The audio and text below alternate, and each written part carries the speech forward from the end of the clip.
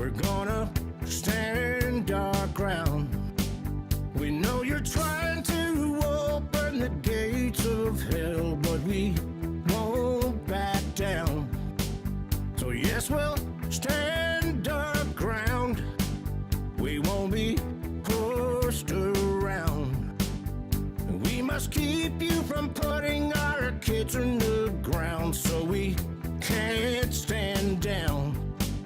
No, we won't back down. We won't back down, baby. There ain't no easy way out. We can't stand down, brother.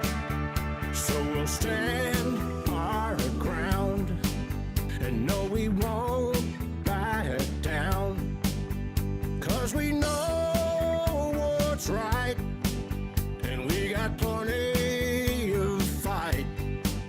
And if you think you're gonna keep pushing us around, well, you'll lose that crown. 'Cause we won't back down. We won't back down, baby. There ain't no easy way out. We can't back down, brother. We've got to stand our ground, and no, we won't back down. You know, it's pretty clear that these lunatics think they have the right to strip us of our rights of self-defense. And if they're willing to do that, what else are they willing to do?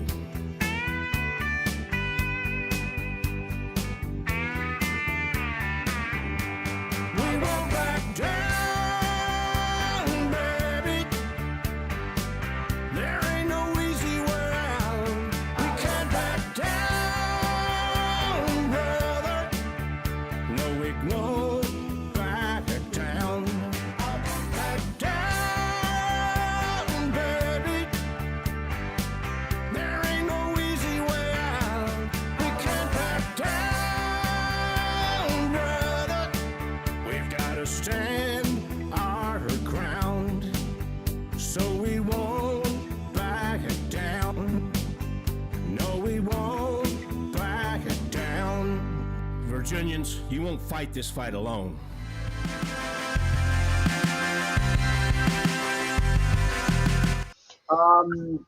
Hello, everybody, and welcome to the VCDL live stream for Sunday, March 8th. We are very fortunate to have John Pierce and Gilbert Ambler, two attorneys that are also VCDL board members, and they also specialize in firearms law. So they're going to talk to us a little bit tonight about where the laws are in the process and what we anticipate them to look like when they pass, and what you can do to protect yourself from the new laws that will likely take effect on July 1st, and the process that we will go through to hopefully get emergency injunctions, and what are the chances of those. So we also have Philip Van Cleve, VCDL president, and Jill McDaniel, the VCDL Academy director. So, Philip, do you want to start out with just kind of where we're at legislatively? Yeah, Pat, thank you. We have quite a bit going on. Many bills are headed to the governor's desk. Now, not all of them have arrived. When I say headed to the desk, there's still some cleanup that has to be done. The president of the Senate, which is the lieutenant governor, and the speaker of the House have to sign each bill that's passed both bodies.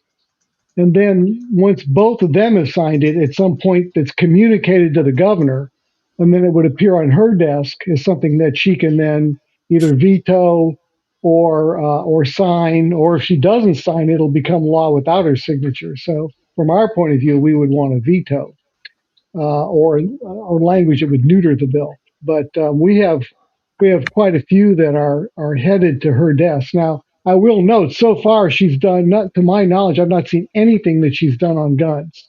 She's not signed any bills, not vetoed any bills, just not done anything with them. And this late in the game, I think we're falling into that. She's got 30 days uh, from uh, from the I think Saturday to coming up to sign or veto or whatever. At that point, about a month from now, the General Assembly will reconvene. A little over a month, will reconvene, and they will look at her vetoes and try to override them. They'll look at her suggestions. If that's what she did instead of vetoing, she might say, "Could you do this instead?" And they might agree or disagree. And whether they agree or disagree, if they disagree, that might be a veto, or the governor could go, "All right, I really didn't care if I got my stuff. I'll sign off on it anyhow." Or so that's really where we are with that. Or the bills have been signed, in which case there's nothing for them to do in that last veto override session. So that's where we are. We've got quite a few bills that have been again have cleared both bodies. We've got some that are still in a mode where the House and Senate disagree on the wording. And then that puts the bill in something called a conference committee. Three people from each body, the House and the Senate, try to work out a compromise. And if they can't, then the bill dies. If they can, then the bill modified by this conference committee goes back to both bodies, and both of them have to agree. No more negotiating. They either agree, it's either an up or down. Yes, we're good with this, or no, we're not. If either one of them is not good with it, the bill dies. They have to both agree, yep, we like this compromise and we'll go with it. So we've got a few bills in that stage, and we've got a few more that have not yet cleared the floor in the opposite body. So they're sitting there waiting they're either being delayed or just a little bit later in the chain. So that's where we are. Rather than waste a lot of time going over all the bills, we'll let the attorneys sit, especially starting with the most important bills, and go from there. And we did have a question there, Philip, about if they're enacted without her signature, what's the point of her signature? So that is governed by the Virginia Constitution. When a bill is presented to the governor, I believe that the governor has 7 days on which to act. However, if the General Assembly adjourns before the 7 days are up, then the governor has 30 days to act. But if no action is taken, sometimes when you're talking federally, you'll hear a discussion of a pocket veto where no action is done and the bill is considered vetoed. The Virginia Constitution handles that just the opposite. If no action is taken, it becomes law without governor's action. So And the reason they might do that, John, is if the governor really doesn't like the law, but looks out and says, wow, looks like it's very popular. So I'm not going to veto this, but I don't want to bless it. So I'll let it become law without my blessings. Exactly. But again, just to answer the original question, it is because that is a Virginia constitutional provision that governs that enactment. And frankly, we might see some of that in this session with, the governor trying to paint herself as a bit more of a moderate than I think she really is. I agree. Yeah, so we did get a question about how does the DC Circuit overturning the magazine ban affect some of these bills? It makes Go ahead, Dan Helmer appear even more hypocritical and will not cause them to change their minds in the slightest. Obviously, it's good to see that happening, but Gilbert, do you have any reason to think that it will change their impetus in any way? I don't. I mean, I think as a legal matter, that DC decision is not binding on us here in Virginia. So it is what we call persuasive, something that obviously we'd be pointing to in court and saying, look, judge, you don't have to reinvent the wheel here. Other people have considered this and decided this was unconstitutional, but it's not going to control the outcome here. It'll be helpful, but won't control. That's right. So, John Gilbert, the big thing that a lot of people are concerned about, a lot of the questions that we're getting online and emails to VCDL is what am I going to do with my banned items? Are they going to be grandfathered? Am I going to have to store some things out of state? What's the deal with that? well, if I can take this one, because I know Gilbert's going to handle some discussions about some of the challenges we're going to mount. And I actually spent some time earlier today. If people want to go to my website and look, I have a really nice infographic on the top of my website, which is johnpierceesq.com. And but basically, if you look at that infographic, I lay out exactly what happens after this goes into effect. So, the permitted activities after July 1st of this year is you can continue ownership of pre-existing items, and how you prove it's pre-existing is something we'll talk about here in a minute. But individuals may continue to possess the assault firearms, and I'll use that term going forward without putting air quotes around it because my arms will get tired. But just to be clear, this is a ban on modern sporting rifles. This assault firearms definition is made out of whole cloth legally. They're some of the most commonly owned firearms in the country, and this is all clearly in violation of Bruin. But anyway, I'm going to use their term to make it easier. They may continue to possess ones that they owned prior to, and at least under the current version that has not been signed by the governor yet, you may receive and possess these items through inheritance, provided that the person you inherit them from owned them prior to July 1st of 2026. You may gift them to a spouse, parent, child, sibling, or grandparent. Interestingly enough, new residents to Virginia who can demonstrate that they owned these items before July 1st of 2026 can bring them into the state. You can also sell those items either to an FFL or to an out-of-state residence, and you may take them to a gunsmith for repair, and you can use items loaned to you by a shooting range for on-site use. All of that is permitted. What is not permitted going after July 1st under the law that they're passing is you may not purchase any new item that is an assault firearm or a magazine that holds more than 15 rounds. No sales whatsoever, no out-of-state imports, no manufacturing, with no exemptions for Form 1ing an SBR under the NFA, and you cannot do private sales of these items. Of course, they carved out exemptions for law enforcement, military personnel, nuclear security personnel. And then as far as what items are governed underneath there, I've got a really detailed flow chart on my website where I break it down by rifles, handguns, shotguns, and other, primarily belt fed. And it's a flow chart, and it says, does it have one of this characteristic? Does it have two of this characteristic? And it walks you through exactly whether or not a specific firearm is categorized as assault firearm. And a couple things I'd like to chime in here on. One thing I want to point out, John made the comment that this proposed ban is clearly in violation of Bruin. And I agree with him. I think probably almost everyone watching this is going to agree with John. But where I don't necessarily, or the reason I'm calling this out and drawing attention to it is the Fourth Circuit doesn't think that's clear. And we are bound by Fourth Circuit precedent, at least in the federal courts here. And this is something that, I spoke about at Lobby Day and I've talked about repetitively. The Fourth Circuit's going to be no help on this because they've already looked at what Maryland has done with, as John, used his air quote, assault weapons bans, and said this is not violative of Bruin.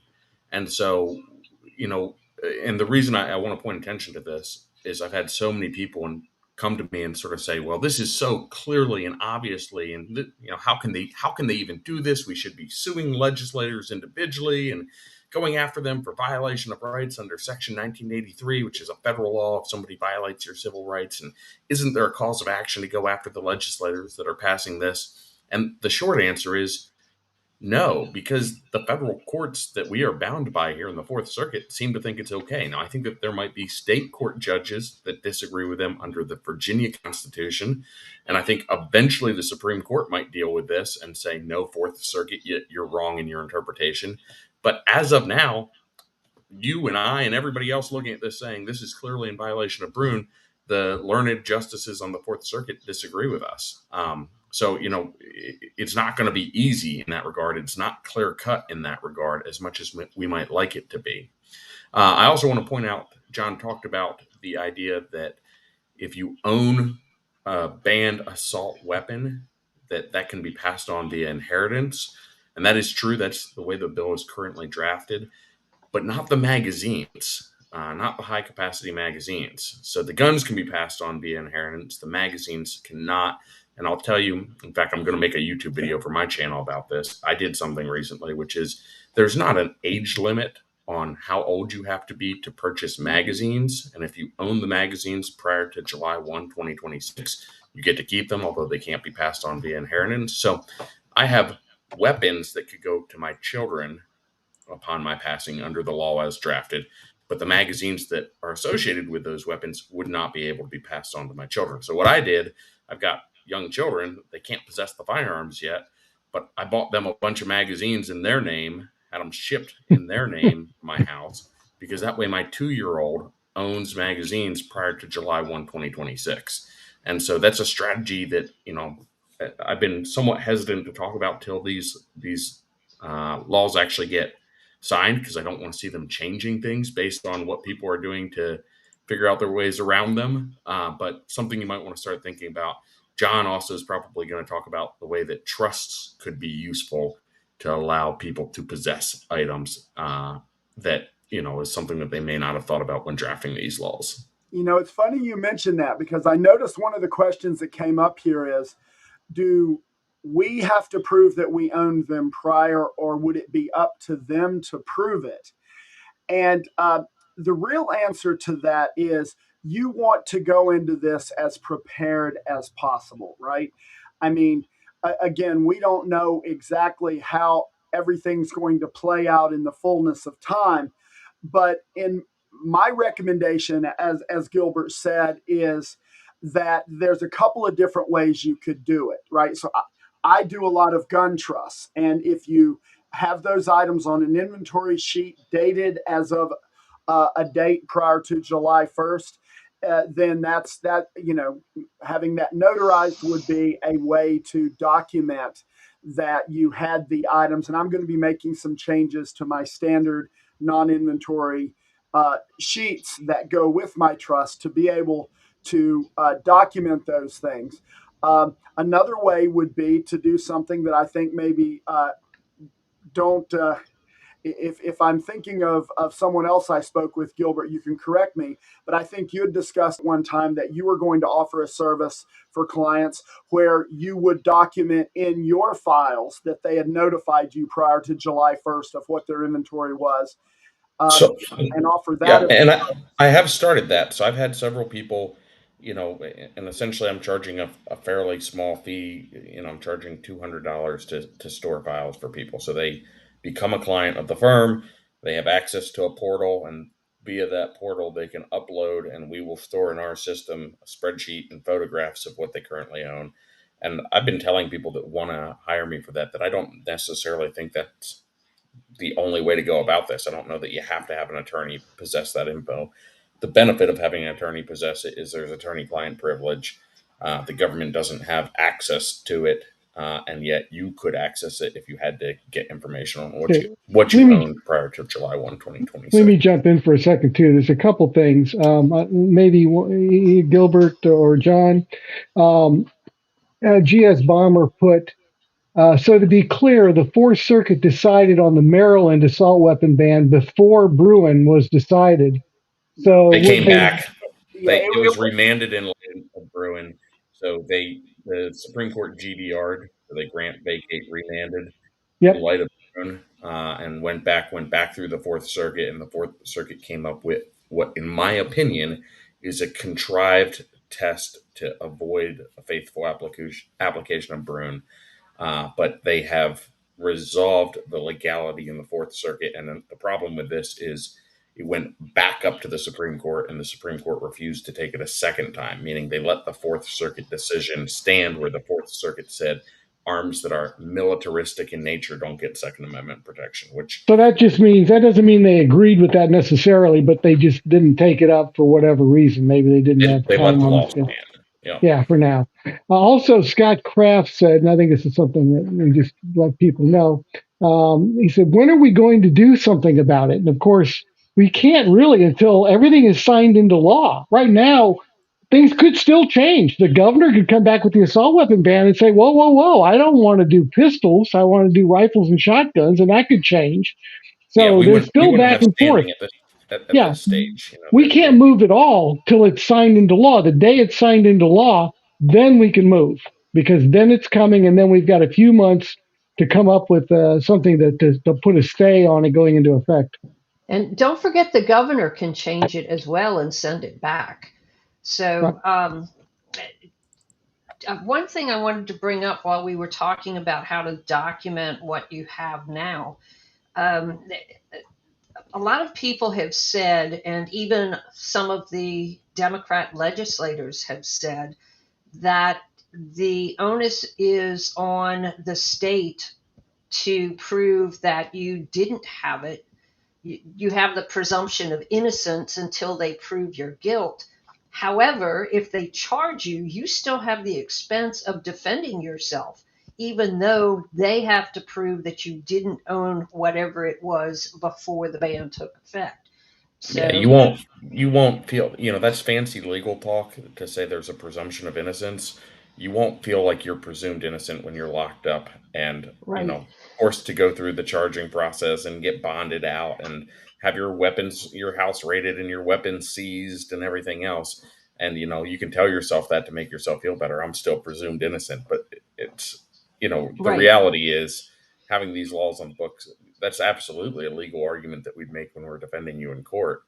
But I think the more you can put yourself in a position where you have proof, or if somebody does, God forbid, decide you obtained these weapons post July 1, 2026, and they're going to charge you, and you hand me a notarized piece of paper or photographs that have been stored in the file of a lawyer or something that we can go to the DA and say, hey, you've got this wrong. And DA, a practice in multiple states, Commonwealth attorney here in Virginia. That's going to be, in my opinion, very valuable to people. And, Right. something I've thought about, how can I show what I already own, and Right. I don't Even relish having this conversation at all. I understand how Mhm. icky that feels to even be talking that way. Even your but, receipts where you bought them. Yeah, that would help. But again, I see a typical question. We see this already, sort of a statement. I see this frequently. Well, I'll just flee Virginia, and again, all I can say to that is, thank God our founding fathers didn't take that attitude. Well, we'll just kind of squeeze over somewhere and try to find a little place in America to carve out. No, they stood their ground and said, no, we're going to fight. It all started here in Virginia. We can't retreat. What's that going to give us? You think that's going to stop this? It definitely won't. Fighting back is how you stop this. You don't flee to another place. You're ceding ground. You're handing somebody the state. They're going to have to fight for this, and we're not going to quit fighting back. We have a right, the Second Amendment, and we're going to stand here and fight it. And we need people to be here to fight this, not run off to other places. Absolutely. Another question that we get a lot is about the transportation of firearms once these bills go into effect. What are the hoops that you're going to have to go through to transport or even carry them to your car? Or, some of the bills about carrying certain items in any place open to the public would pretty much prohibit even having them in your local gun store.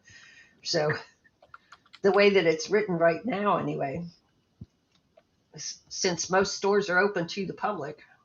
Mm-hmm. Yeah. That stuff should be helpful to us, shouldn't it? Well, and that's where I'm a little hesitant, at this stage to overly weigh in on where all the problems are. Yeah, I agree. Mm-hmm. Yeah. But the point is, there's a lot there that later on, I mean, not just that, there's all kinds of things here and there that we don't always talk about. But There are in lots of so, problems with there are lots lots of of places details. that they're going to make our job easier to get this stuff stopped. Not a guarantee it'll happen, but it'll definitely make the job easier. Yeah, I know. So, SB 727 is the one that we're talking about, and as Gilbert said, we don't want to make their job easier by just saying all the different things that hopefully will allow for challenges because of, these are people that don't understand the industry that they are attempting to regulate. They don't understand the legal framework. They don't understand the consequences of the phrases that they've used.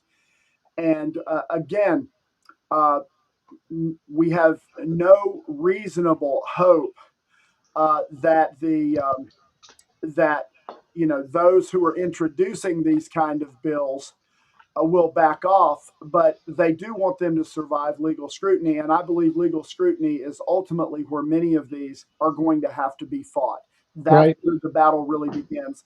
July 1st is not the end of the battle. In many ways, it's the beginning. We knew this was an outcome that was going to happen once we saw the results of the election. So at this point, we now have to shift toward the legal battle. And I did see someone ask here earlier, they said, I assume that you're going to, be legally challenging these, and are you taking donations? And VCDL absolutely would be happy to have a donation that could be earmarked for the legal defense fund. And just reach out to Pat at any time, and she can describe to you what needs to happen there.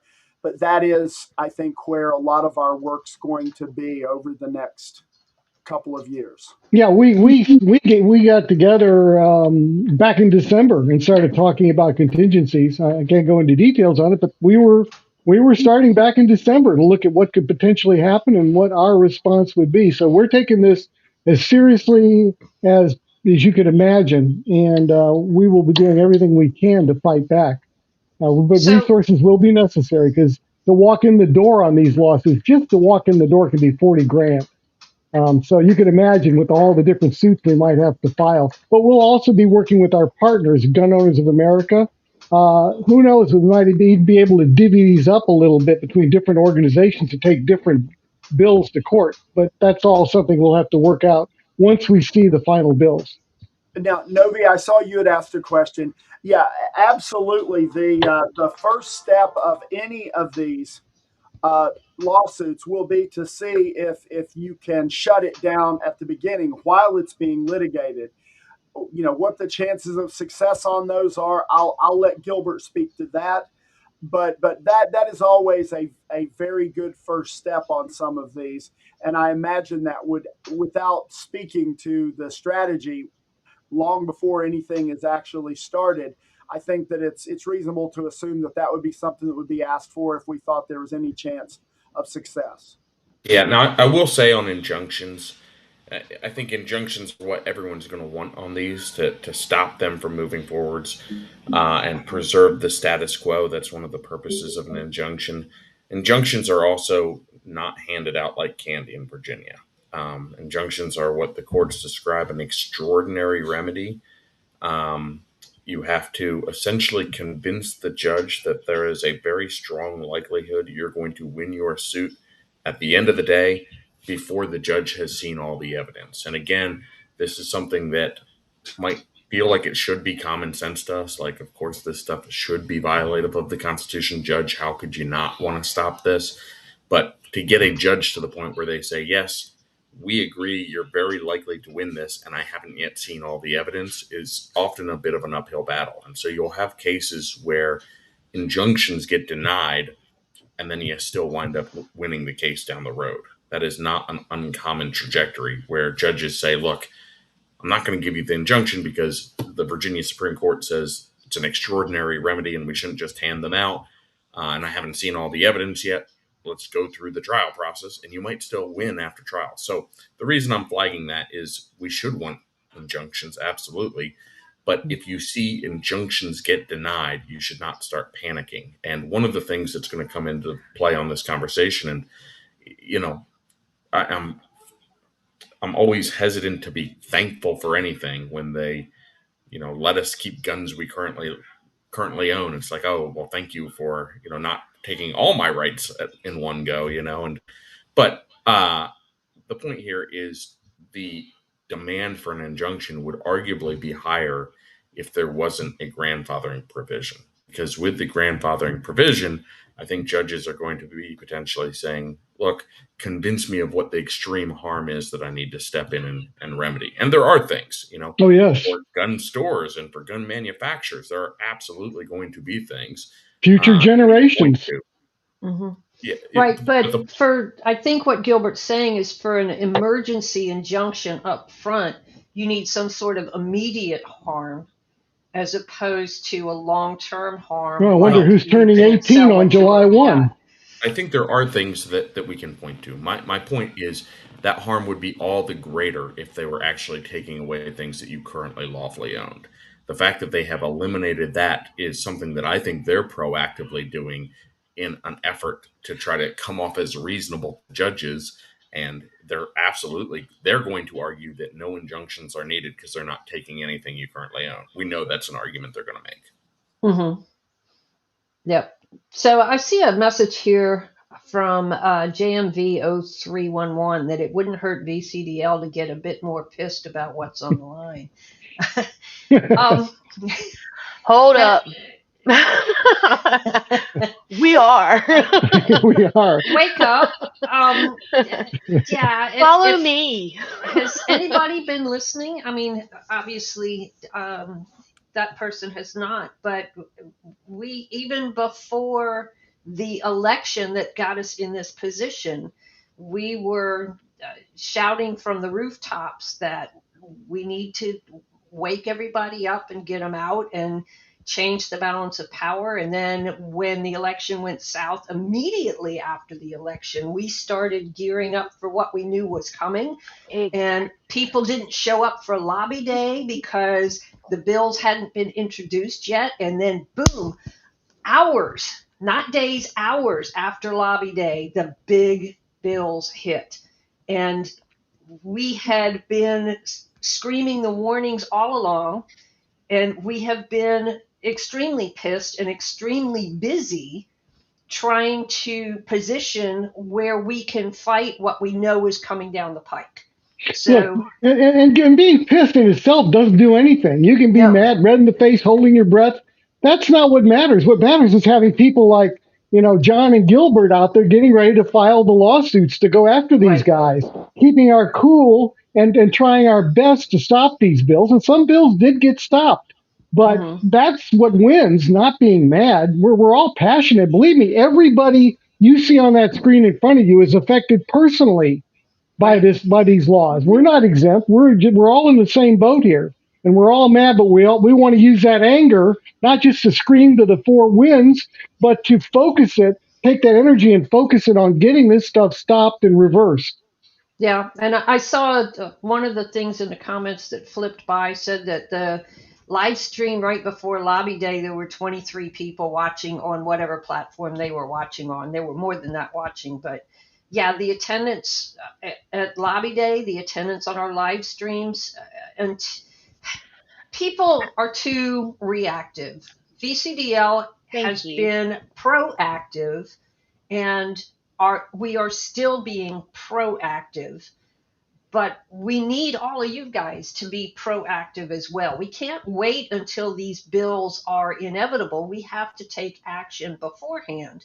Now we're in this situation, so we have to take action to mitigate the damage. But it's going to take years at this point. So buckle up, people. And I'm going to have DOJ. I've got DOJ on speed dial for their Civil Rights Division dealing with the Second Amendment. They're watching Virginia, and I plan to be in contact with them and see if we can get them involved. They would come in from a whole different angle than we would be coming in from. And this could be very interesting. I mean, while we're frustrated with what's happening in Virginia, at the same time, the Supreme Court has been moving in the right direction, and other courts have been moving in the right directions. So it's not like we're watching everything going over a waterfall. That's not the case. We've got this good and evil thing going on at different levels, and we're just in the middle of that battle. But there's no reason to think that all of this stuff is going to stand up in the end. Yeah, Yeah, and I think one of the things that happens is, I'll tell you, for example, I was talking to my wife earlier today, and I mentioned that we're going to do the live stream tonight, and that I had to read back over all the final changes to all the bills one more time.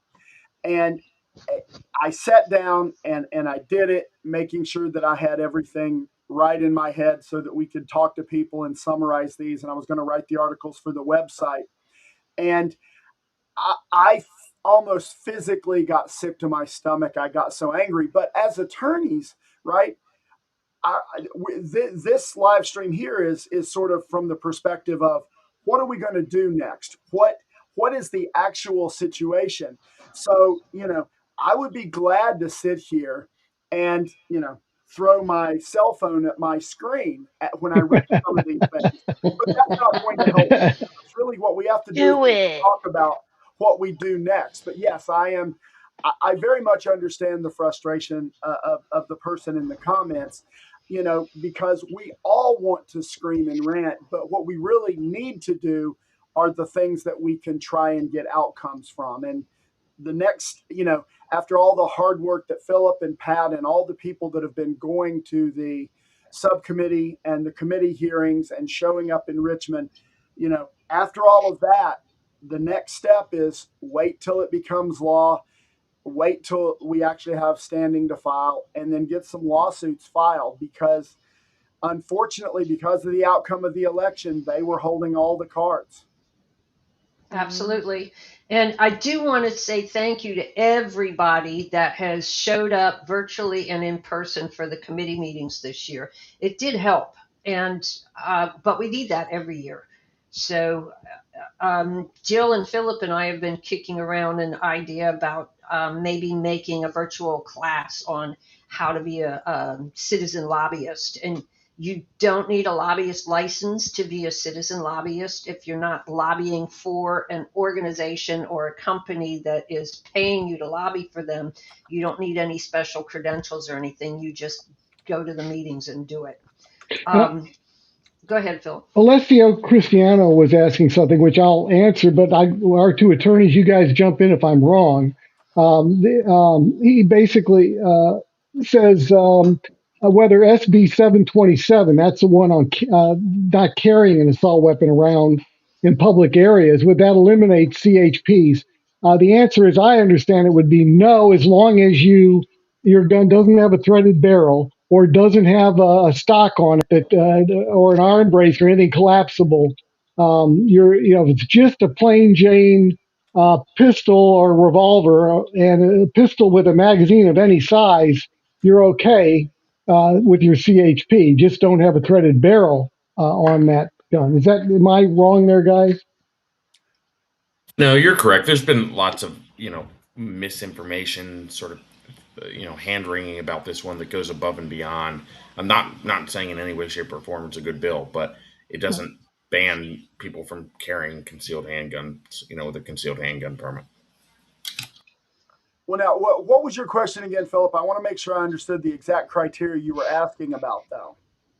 Well, he's been asking about carrying a concealed handgun under SB 727. I said as long as it's a regular handgun in the sense it doesn't have a threaded barrel, although now a lot of them come with a threaded barrel, but as long as it doesn't have a threaded barrel or doesn't have a collapsible stock on it or a foregrip, which would be illegal anyhow unless it's an SBR, then you're okay. Just a normal non-threaded barrel handgun, regardless of magazine size, because it doesn't stipulate a magazine size in the carry of quote unquote assault firearms. So that's what my answer was to that. And I was going to bring up something else I wanted you guys to comment on. Did that answer your question, John? Well, the reason I'm asking is I believe SB 727 does prohibit the carry of a pistol equipped with a magazine holding more than 20 rounds, and removes the exemption for permit holders. So I do think the number of rounds in the magazine does matter. Okay, so they kept the 20 round in there. Okay, yeah, that's right. That was 15 to whatever 243, whatever. Yeah, okay. All right, so yeah, you can't have magazine 20 rounds or less. So 20 is okay or less. Yeah. Now, what if? Well, There was a question about optics, and I haven't seen anything in any of the bills about an optic on any firearm, making it a prohibiting feature. and actually, what I was going to say, I'll hold off. I want to talk to you guys in private about another thought I have on this. Okay. So again, people are looking for what they can do to protect themselves. So aside from creating some sort of a list that your attorney holds or receipts or whatever, what other things can people do to position themselves for what might take effect on July 1st? Well, I think, any kind of inventory sheet, whether it's in one of my trust, whether it's like the kind of service that Gilbert is offering, where you keep an inventory list with your attorney, or receipts, or just a notarized inventory sheet that you keep at home and make sure that the executor of your estate has knowledge of where it is stored, or store it with your estate planning documents. All of those things, I think, are ways to do this. As noted earlier, if you were to be charged with this, it wouldn't be pleasant. You'd still have to, pay for representation and potentially be sitting in jail a time while getting bonded out. But when all is said and done, it is the burden on the state to prove that it was acquired after the fact. So I think anything is better than nothing, and the more the better. And I know those are platitudes, but that's really the statement, I think. And people have asked too, if they have a lower and they then put an upper on it, they've already had the lower before July 1st, and then they put an upper on it that maybe has a threaded barrel or one of these other scary features. How is that prohibited? Is that manufacturing, Well, or what's? let's talk about that a second, because I was answering this question earlier today. So I'm going to distinguish between doing a Form 1 for the lower through the NFA. So Mhm. you have officially registered a manufactured firearm, even if you haven't put the upper on it yet. You've manufactured it as of the date of that approval of that Form 1, versus I've just got a random lower out there. And at some point in the next 5 years, assuming we haven't had this struck down, which we're going to try and do, but assuming that this law is still in effect, they drive to North Carolina, they get an upper that has a threaded barrel, they come back and they attach it to that lower. Is that manufacturing of a firearm? It's going to come down to, was this an 80% lower that you had? Or was this an actual registered lower? If it was a registered lower, and by registered, I mean manufactured, and that serial number was submitted by the manufacturer to the ATF as a rifle, or was it submitted as a pistol? There's a lot of gray area here. And so I don't think that is a super easy question to answer. I think this is a wonderful time to make a lot of shopping trips to support your local gun store. That's what I'll say. And people are the huge They are. Virginia's up at the top of the list of states where people are buying guns. They are. I've had to bring on multiple additional staff members at my law firm. I talk to the state police quite frequently. They are literally harried beyond recognition these days with background checks. So yes, people are doing just that. But and again, remember, for prosecution, they would have to prove when and where all these things happen. There'd have to be a reason they were trying to prove that. There's a lot of things that have to happen before an individual person with an individual configuration would be charged. But when we're answering these questions, we're answering them from a purely academic perspective. Mm-hmm. And the other, there was a question about are there provisions for curio and relic FFL holders? Can they still buy some of these soon to be banned items? And then after that, I want to start talking about the PMFs before we run out of too much time here. Well, so antique firearms, as defined in the bill, are exempted from this. Now, that's a little bit different than anything that a curio and relic dealer might be able to get. But it does exempt those curio and relics defined in the subsection.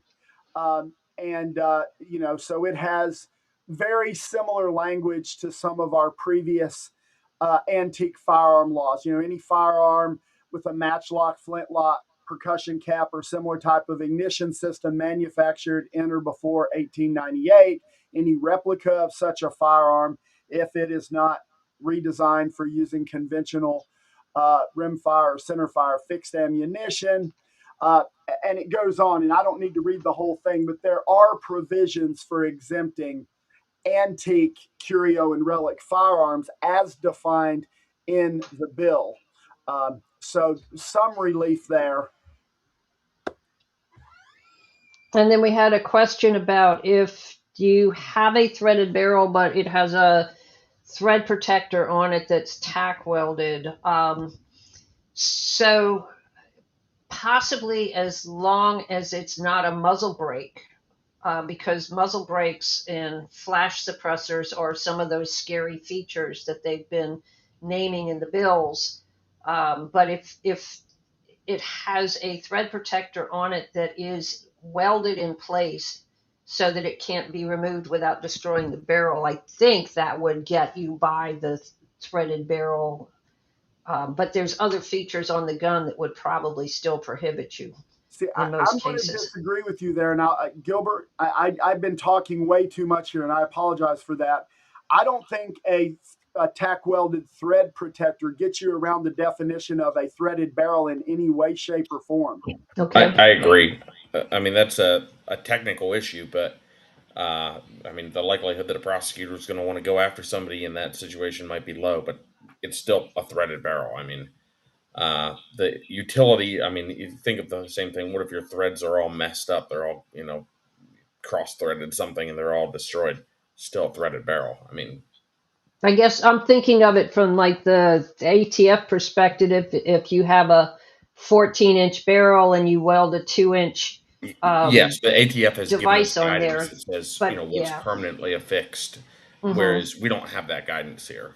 And Right. we don't have common sense on our side in Virginia either. So that was going True to be that. the exact thing that I was going to say is occasionally the ATF will actually issue guidance based upon common sense. Not always, but occasionally. And I don't think in the short term we're going to get any of that here. It's going to be, when they find these opportunities, and I think Gilbert will agree with me, where we run into these kind of things is someone is caught for something else, whether it's a drug charge or something else, and they're like, how many things can I tack onto this to make sure that something sticks? And that's where we get bad case law time and time again. Hey, John, let me ask you a question. I want to basically, somebody put up here that they think we should take a look at that SB 727 again. And looking at it, at the version H1, which I think is the House one that was approved, the only thing it talks about 20 rounds is scratched out of there. Am I missing something? Let me look. Yeah, take a look at the latest version. I stand corrected. You are right. The 20 rounds is removed from there. Okay, I couldn't find it anywhere else. So it doesn't matter the magazine size if you got a concealed handgun permit. You're right. the current version of that has that struck out.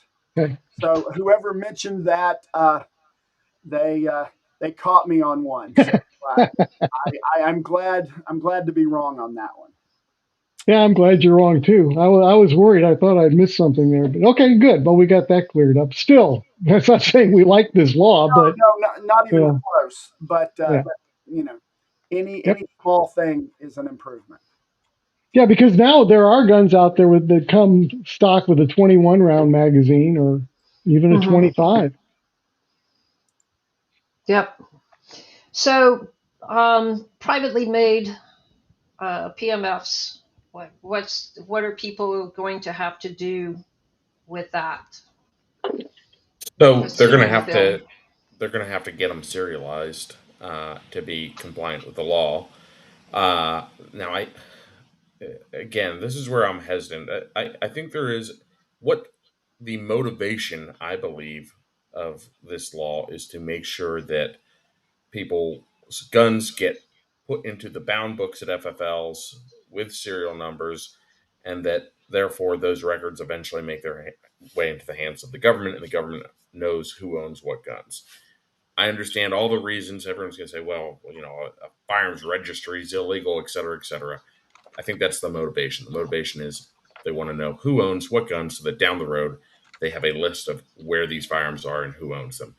I think that the way this law is currently drafted, even if you have it serialized by an FFL, which is what they're going to require, I think there's a way to do it without those records making their way to the ATF. But again, I think we should sort of hold off and discuss that after these bills have been Yeah. finalized. So I don't want to make anyone's job easy. Yeah, we can come back and do this one more time after everything is signed and all the dust is settled, sometime in April maybe or May, and go over things at that point in more detail once we actually know the final version of all this stuff and we've had the time to think it through.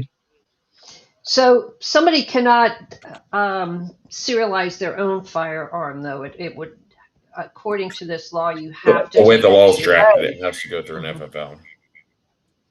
But they can today, but not under this law. And the law makes no provision for those that already have a homemade gun to transport that to get it serialized after this law goes in effect. Correct. But so the suggestion there might be is to get that over with before the law goes into effect, if it's definitely going to go into effect. And we won't know that till it's signed and the ink is dried on the paper. But I think this one is pushed back to the 1st of 2027. Oh, that's right. So they've got time. They've got time after it becomes law. Already a tremendous amount of misunderstanding about this whole homemade firearm PMF area. I literally have a trial at 10 a.m. Tuesday morning where a Virginia resident was charged with defacing a serial number for having an unserialized Polymer 80 handgun. And that's Tuesday morning of this coming week. Right now, I fully anticipate we're going to win that, but you already have officers and prosecutors that don't understand this area of the law, and it's only going to get worse with them playing in this realm. It's funny you say that, John. Tuesday morning, I'm going to be before the Pennsylvania Supreme Court arguing that Philadelphia doesn't have the power to prevent people from making their own firearms. So there's lots of litigation involving personally made firearms. Yep. So DLD's asking or saying that if you have a PMF and you take it to an FFL and then you have to do a 4473 to get your own gun back. I don't believe that to be the case. Am I missing something? Let's talk more about procedure after all these laws become finalized. All right.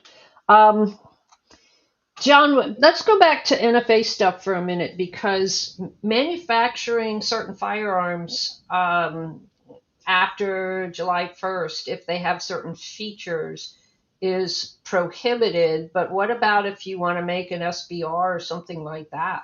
Is that going to be a problem? That is going to be a problem. So they did not have any exceptions in here for items for either buying on a Form 4 an SBR that meets one of these criteria, or a machine gun that meets one of these criteria. Basically, what this law does is it makes it so that those items are not acquirable after that date. And while this doesn't address suppressors by including threaded barrels in here, yeah, we're going to force people, if they want to shoot suppressed, they're either going to have to go to, bolt action rifles to shoot suppressed, or they're going to have to go with one of these California legal AR style platforms that does not have a detachable magazine, but has an internal magazine with limited capacity.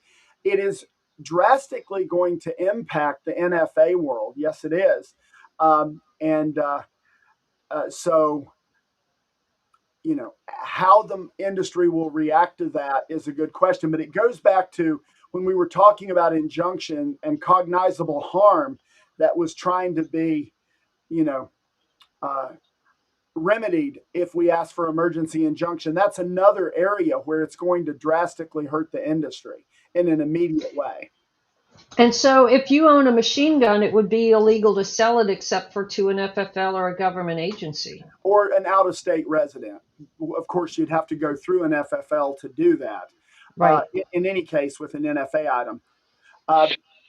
But notice it's not all machine guns. The machine guns would still, actually, as Gilbert said, I might want to table that one and talk about it in a future one, because if you look at the language there, I'm glancing at it as I'm talking.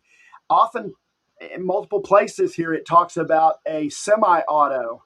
And then the only machine gun language that it has is about specifically belt-fed.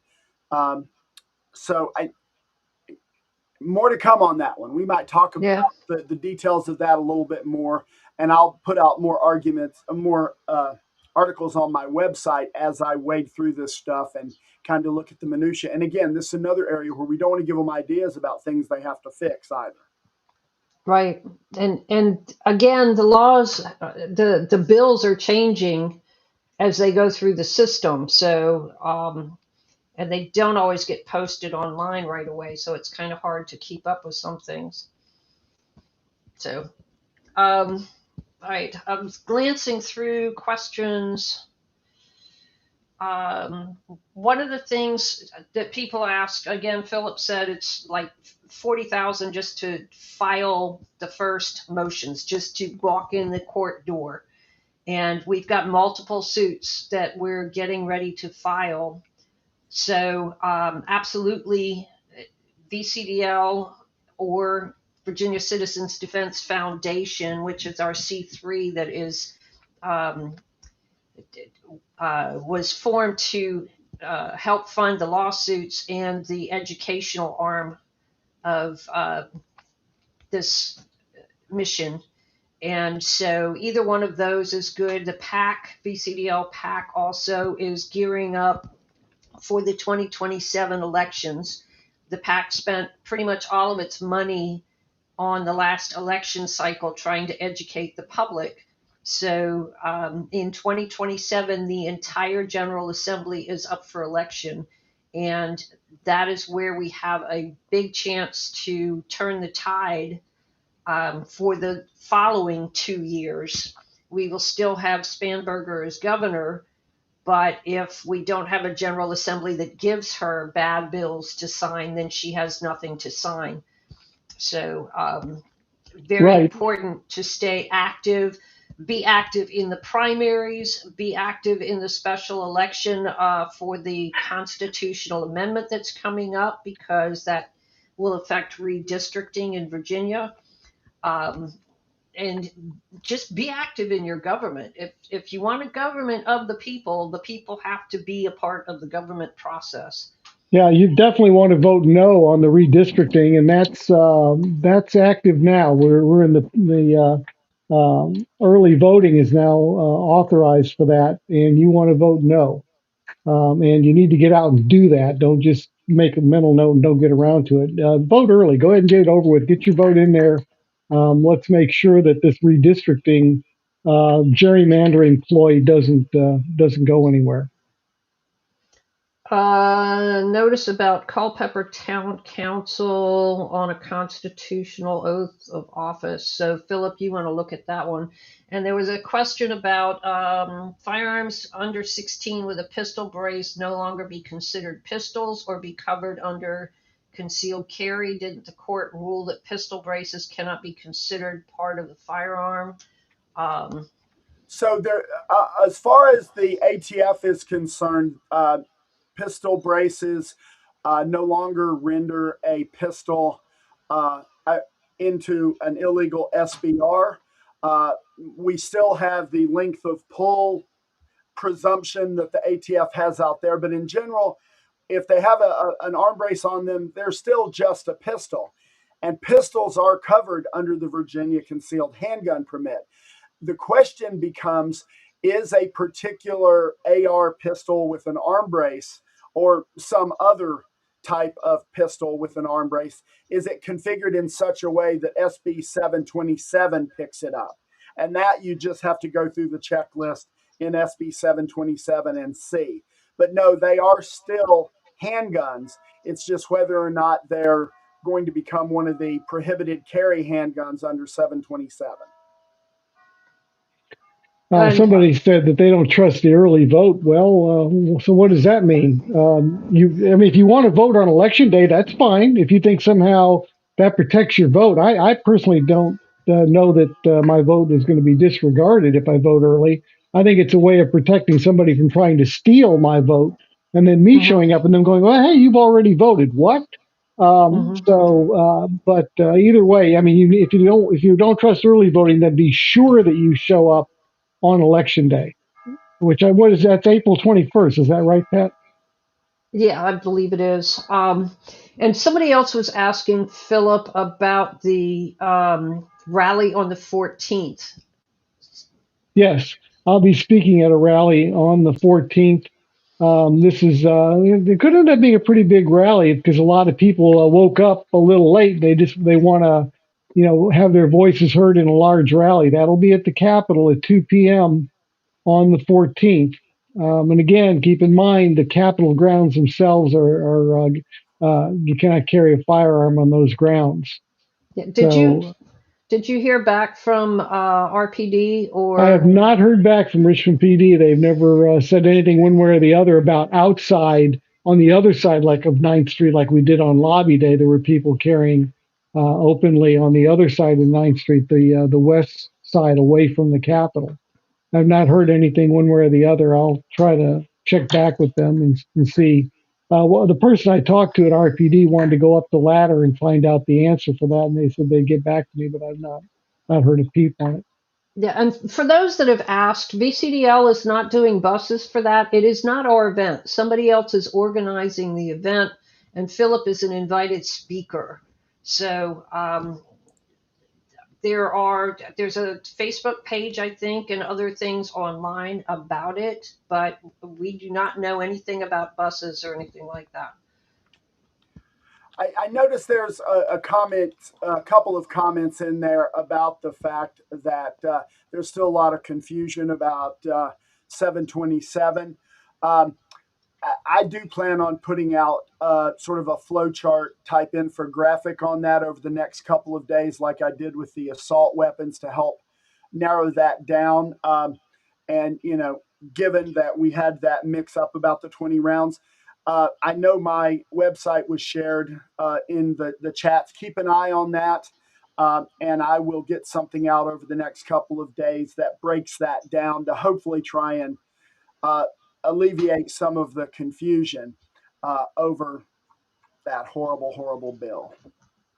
Yeah, so John Bateman, VCDL is too far behind in his comment. Excuse me, we did our rally back on Lobby Day. That was the day people really need to show up. This is after the fact, but the governor won't have signed anything. Again, it's not our rally. I'm one of the speakers there. But needless to say, if people want to get active, they want to get out, they want to send a message, I'm not going to discourage that. Why should we? It would have been better to have had 50,000 people show up on Lobby Day. I completely agree with that. This is after the fact. I agree with that, but it's still, the governor will not have made a decision yet on every single bill. And again, if people want to get active, then we're not going to discourage that, but we're going to encourage them to show up next January 18th for Lobby Day when a rally has the most power, as opposed to a little bit after the fact. But I'll Right. never discourage Hence people the getting word active. lobby day. Lobby day. Right. The ink is not even all the way on the paper yet. Lobby day. Right. I hear that way too much. Yeah. But this is after the fact, so okay. Yeah. I won't get worked up on that one. Yeah. So Lobby Day, VCDL Lobby Day is always on Martin Luther King Day. And yes, the General Assembly is in session. And we picked that day because a lot of people are off work and because it is at the beginning of the session and it is a day that they are in session. So when we show up, we actually go to every single senator and every single delegate in the General Assembly. And we have teams that go in and talk to them about the bills that we're concerned with. And we leave a legislative analysis packet at every single office. So, and then we have a rally for our benefit. But as far as rallies not doing any good, they absolutely do good. First off, they're a morale booster for us. And second off, when there's large crowds that form in Capitol Square, don't you think that the people up in that office that overlooks Capitol Square are looking out the windows and saying, maybe I better mind my P's and Q's at least a little bit? And, that people said that 2020, the rally didn't do any good. We still got gun control.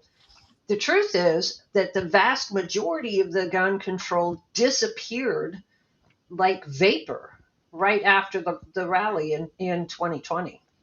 And what was there got watered down quite a bit from what they wanted to do. People aren't going back far enough to look at what was actually on the list Proposed. prior. Yeah. Right. Yeah. It was some bad stuff. Yep. So it takes all of us working together to make things happen.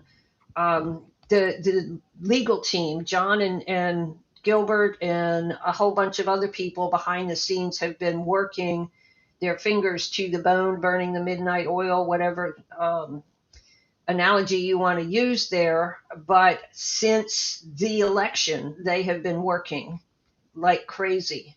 And Philip and I have been working. Jill has been working. Jill has put together some amazing things that will be coming out soon.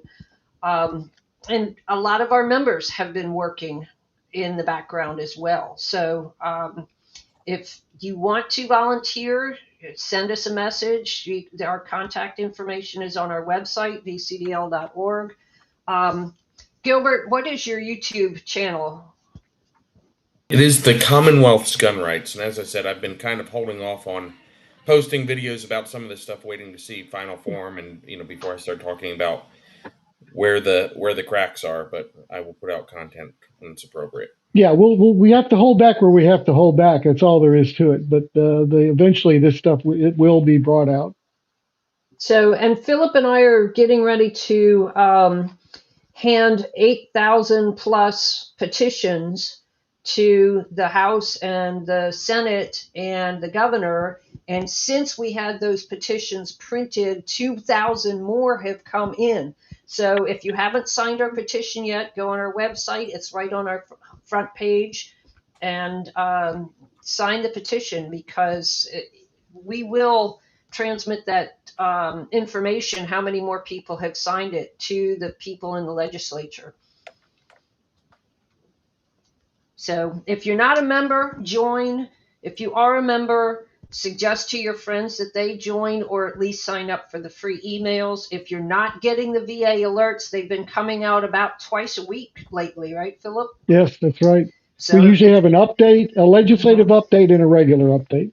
Right. So if you're not getting those, check your email, check your spam folder. You can see what we put out on the VA alert page. They're all up there. And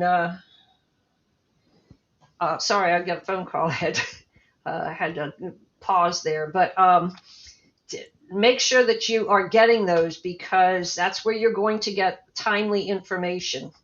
and follow us on Twitter, on YouTube, on Facebook. Share this video with your friends. It will be up on our live tab on our YouTube page. And we have gone a little bit over. It's a little after 9 o'clock. So are there any other points that we missed? One more thing I just wanted to mention, going back to 727, and again, come look at my website in about 2 days, and I'm going to have this written up. But several people, including one I'm looking at here from Alessio, were talking about the 10 rounds.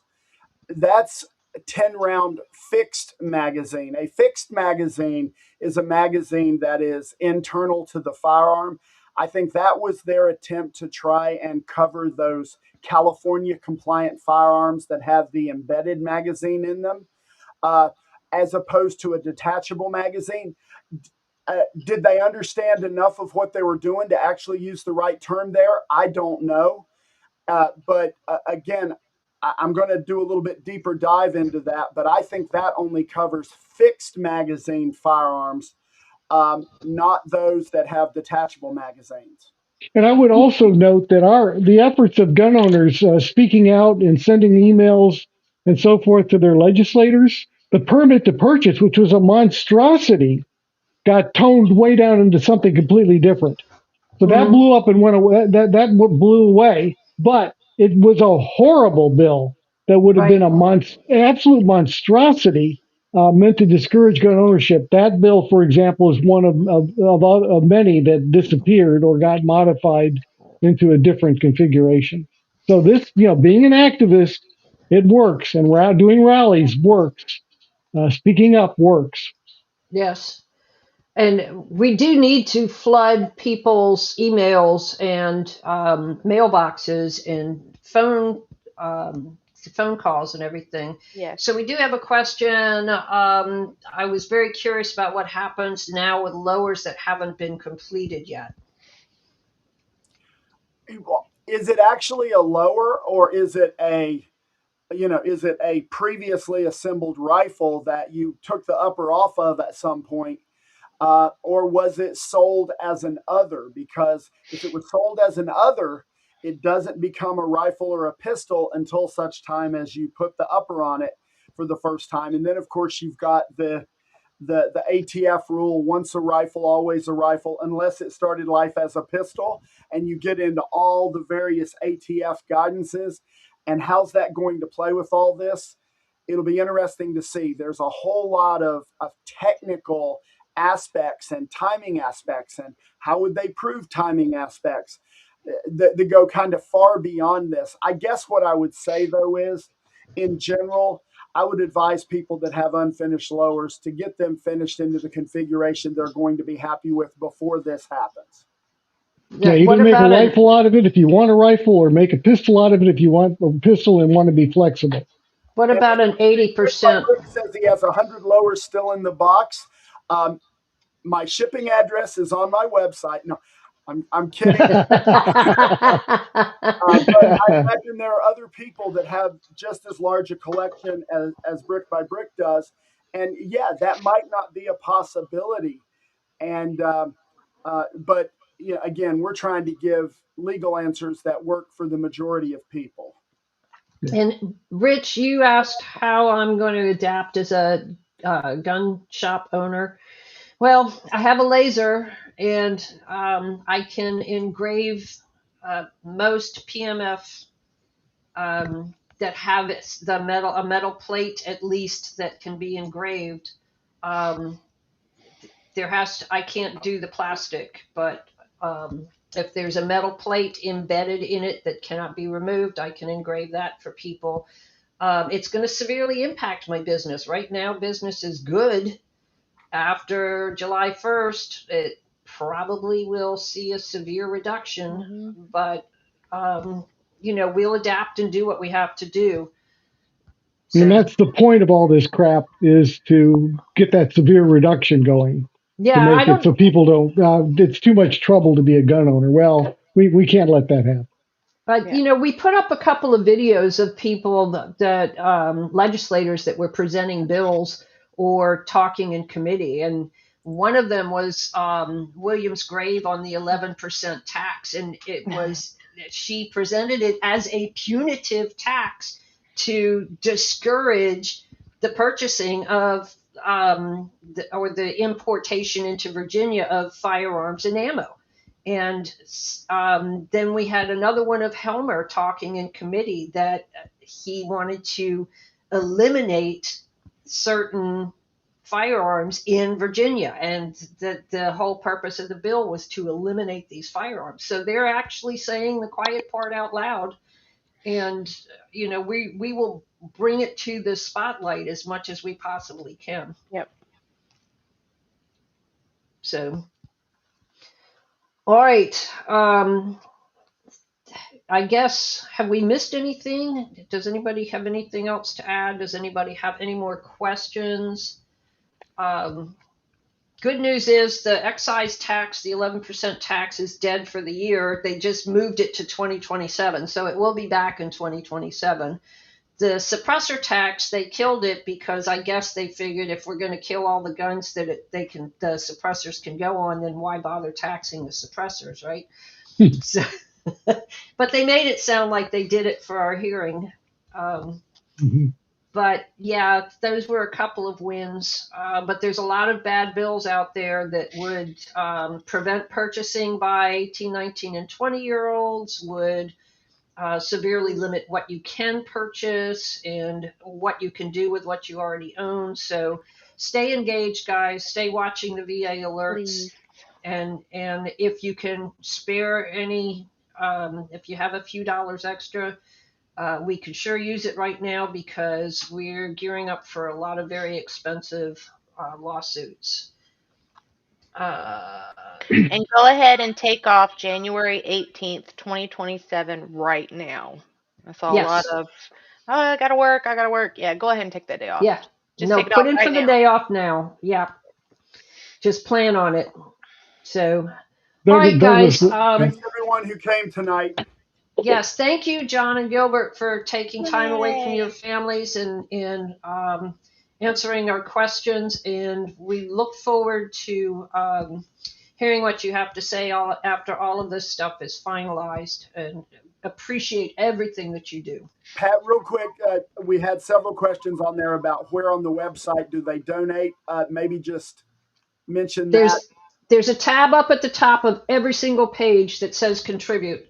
So if you go onto VCDL.org, it's at the top of every page. There's a button that says contribute, and you can pick which fund you want to contribute to.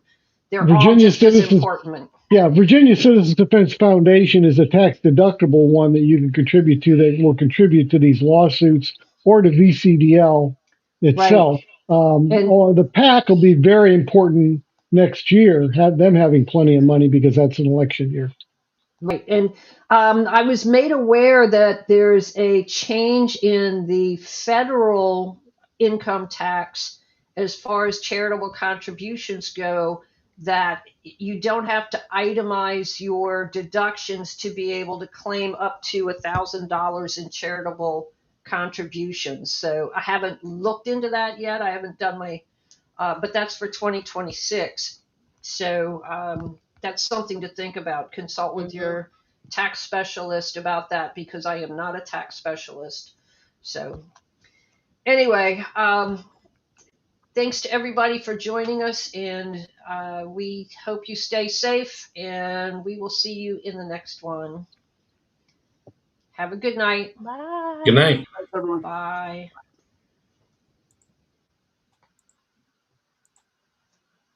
And I'm trying to find the right screen. All right, bye for real now, guys.